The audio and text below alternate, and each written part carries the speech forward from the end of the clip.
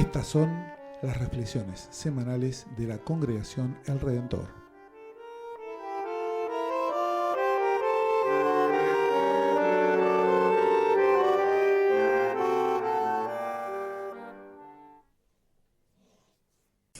Lectura del Evangelio según San Mateo, capítulo 13, los versículos 24 al 30 y 36 al 43. Y les propuso otra parábola. El reino de los cielos se parece a un hombre que sembró buena semilla en su campo, pero mientras todos dormían, vino su enemigo, sembró cizaña en medio del trigo y se fue.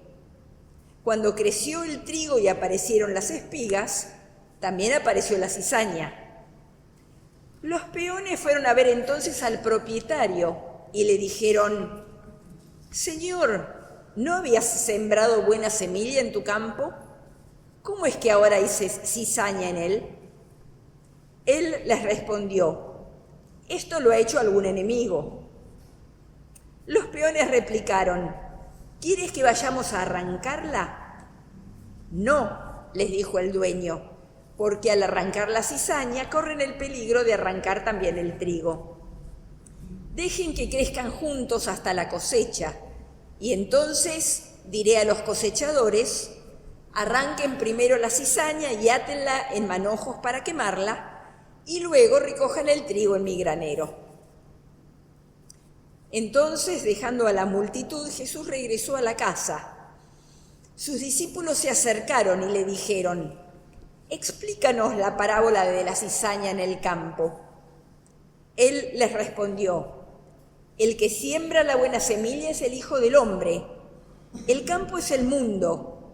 La buena semilla son los que pertenecen al reino. La cizaña son los que pertenecen al maligno. Y el enemigo que la siembra es el demonio.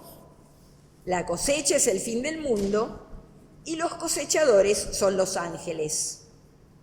Así como se arranca la cizaña y se quema en el fuego, de la misma manera sucederá al fin del mundo. El Hijo del Hombre enviará a sus ángeles, y estos quitarán de su reino todos los escándalos y a los que hicieron el mal, y los arrojarán en el horno ardiente. Allí habrá llanto y rechinar de dientes. Entonces los justos resplandecerán como el sol en el reino de su Padre. El que tenga oídos, que oiga». Hasta aquí la lectura del Evangelio para este domingo. Es palabra de Dios. Saben que en un manual de predicación decía que justamente el autor criticaba a la gente como yo, que depende de un papel, o en este caso de un e-reader, pero en todo caso que depende de algo, y decía: si dependés de un papel para predicar, te deseo y espero que lo pierdas en algún momento, así a ver cómo te arreglas. Lo tengo en el teléfono, así que no le voy a dar el gusto a la persona que me deseó ese mal.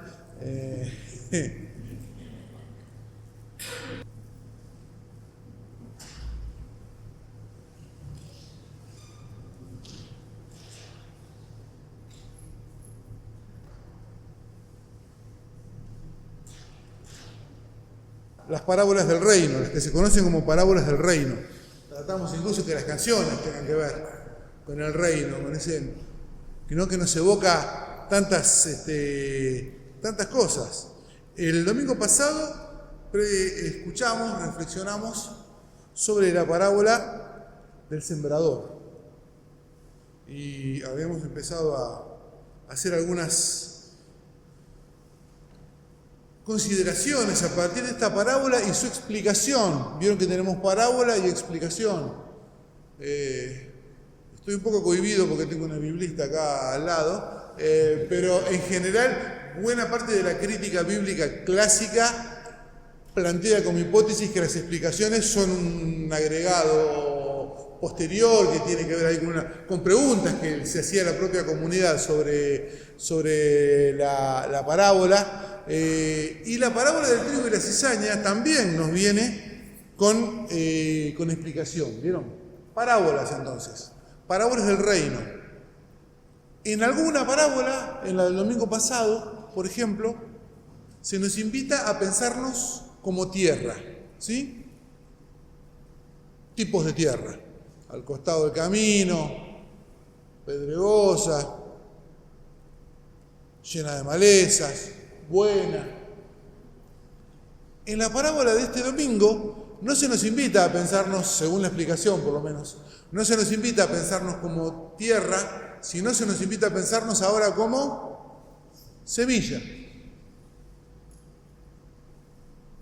Es bastante distinto, ¿no? Pensarse como tierra que pensarse como semilla. Creo que el propio Evangelio nos muestra que no hay que enamorarse demasiado de alguna interpretación, porque si te podés pensar tanto como tierra como semilla, evidentemente hay más juego, hay más flexibilidad en la comprensión de la que agarrarse de una sola imagen. Yo les he compartido los viernes, cuando hacemos el estudio bíblico, justo estamos mirando parábolas, les he compartido, hay cuestiones personales. A mí son parábolas, sobre todo la del sembrador, que a mí me generaban cierto miedo, porque digo, ¿qué tipo de tierra soy yo? ¿Qué tipo de tierra soy, Gustavo? Y uno sabe qué tipo de tierra es y qué no es precisamente la zona núcleo, la parte no más. Entonces, por eso son textos para seguir pensando toda la vida, ¿no? Muchas imágenes del reino propone el Evangelio.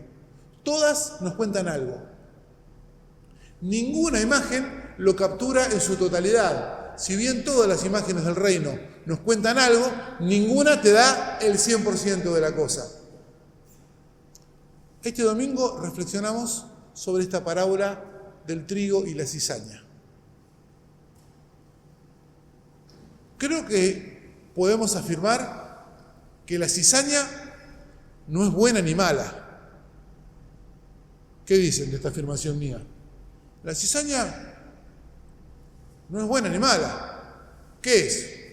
Es cizaña. Le tocó ser cizaña, digamos, por genética. No es que tiene una cosa que dice, soy cizaña, voy a cizañar. No, simplemente se expresa, ¿sí? La intención de sembrar cizaña, la voluntad de malograr la cosecha, es de otro, no es de la propia cizaña, es de un enemigo, ¿sí? La cizaña, pobre cizaña, ahí está, siendo lo que es. No tiene ninguna intención de arruinar el campo. ¿Estaríamos medianamente de acuerdo con eso? Bueno, la verdad que el trigo tampoco es bueno o malo desde esta perspectiva. ¿Verdad? Es trigo. Le tocó ser trigo y se expresa como tal. O te diría, depende de si el trigo no es bueno o malo, y miro con intención hacia un solo lado del templo. Sí, pero imagínate que el trigo es limpio, porque, por un lado el trigo simboliza el pan, y el pan simboliza toda la comida. Desde ese punto de vista, bien. Ahora, Claudia, ¿qué tal el trigo? ¿Es bueno o malo, Claudia? ¿El trigo es bueno? ¿Querés que te dé una hostia entonces de trigo? Bueno, exactamente. El trigo es bueno, pero ¿sos celíaco? ¿Sos celíaca? Capaz que te sirve mejor, ¿no? Un sanguchito de cizaña que uno de trigo, ¿verdad?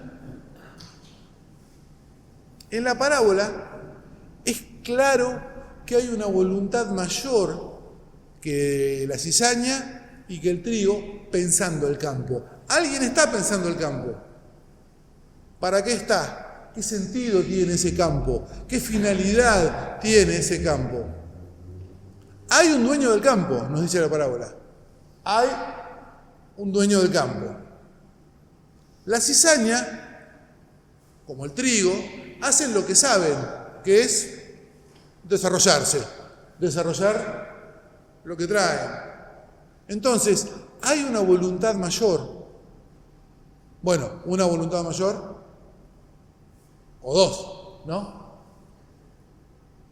Claro que la segunda voluntad, porque hay una voluntad de sembrar y hay una voluntad también de ¿qué? De arruinar, de complicar, de ensuciar. Pero esa segunda voluntad, no sé si notan o si están de acuerdo conmigo, es una segunda voluntad, no es equivalente, está totalmente subordinada, es una voluntad reactiva, no puede crear, no puede generar. Sí puede romper, puede arruinar, pero no puede generar.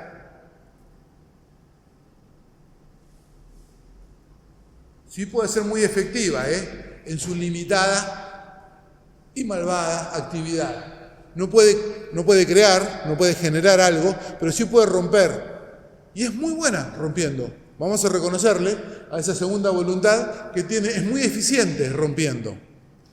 Y entonces, ante esta situación, una voluntad del dueño de sembrar y otra voluntad reactiva a esa de complicar lo que se sembró. Ante eso, los trabajadores se acercan al dueño y le hacen una pregunta estúpida. ¿Vieron?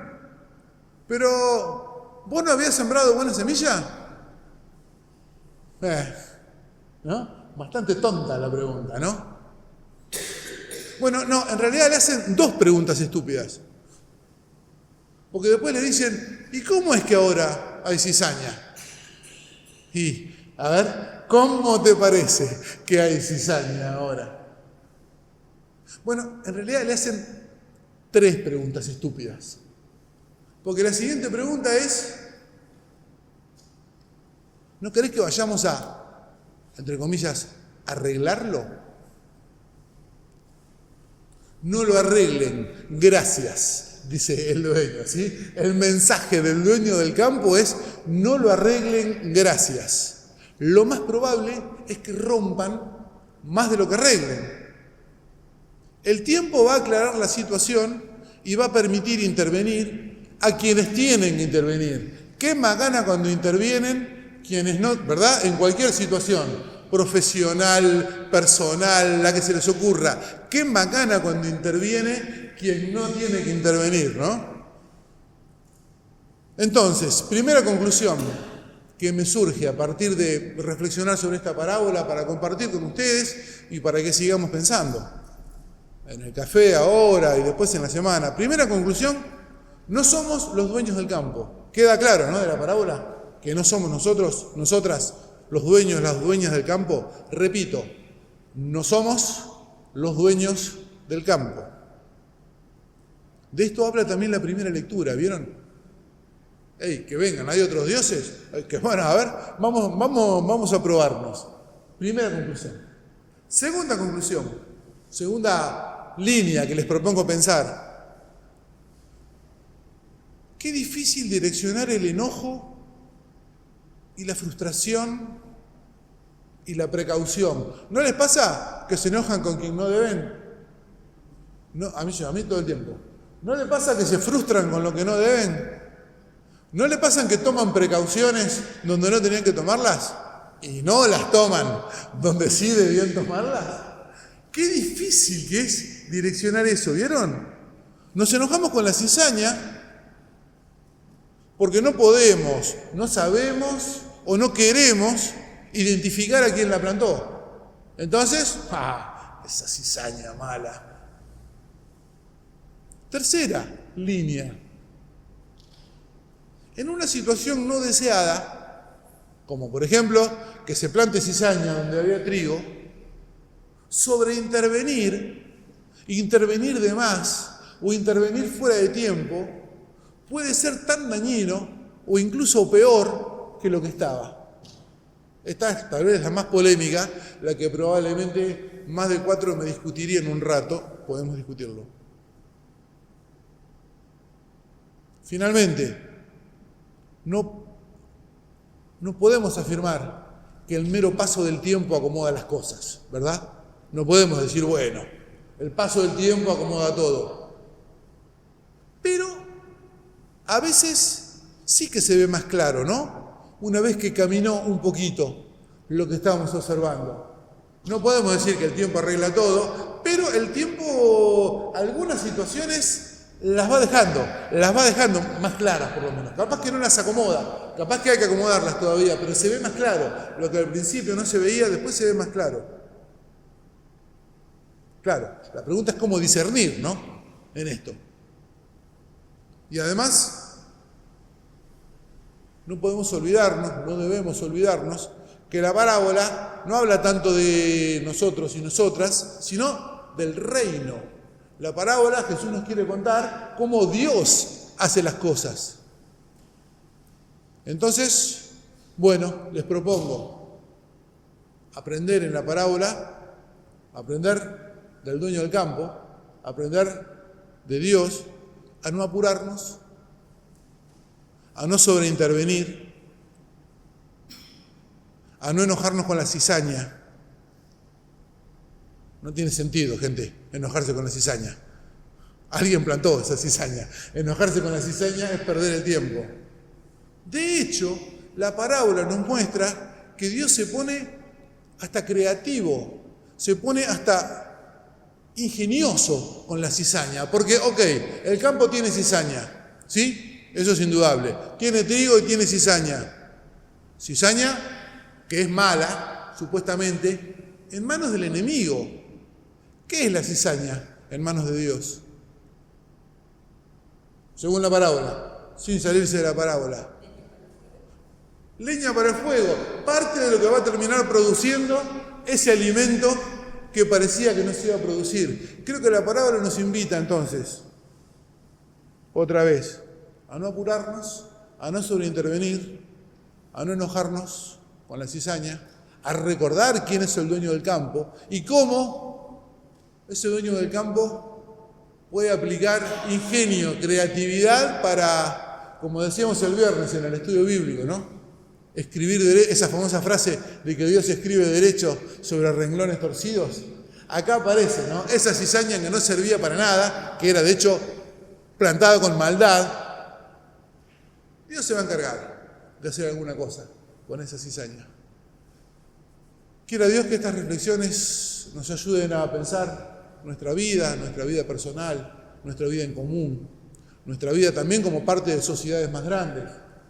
Algunas de estas cosas vamos a estar pensando con los chicos y las chicas que esta semana vamos a estar pensando acá. Cómo estar juntos en este contexto. Contextos que a veces son, ¿no? Uno mira al mundo y dice, está lleno de cizaña. Quiera el Señor acompañarnos, guiarnos, impulsarnos cuando es necesario y también sofrenarnos cuando es necesario en esta tarea de acompañar un campo del que Él es el dueño y del que Él pone la voluntad y el sentido. Amén.